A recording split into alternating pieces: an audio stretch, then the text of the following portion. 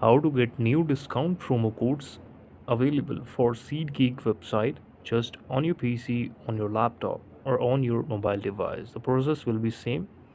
You just have to simply open the browser, that is my Internet Explorer right now, and you have to search SeatGeek promo codes in the search bar.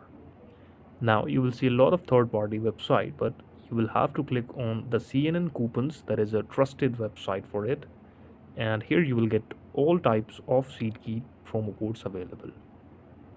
Like there is $10 off, then again $10 off, then 20% off. You can simply click any promo code available because there is an expiry date also, that when the code will be expired. So you can use the available and eligible code for your website.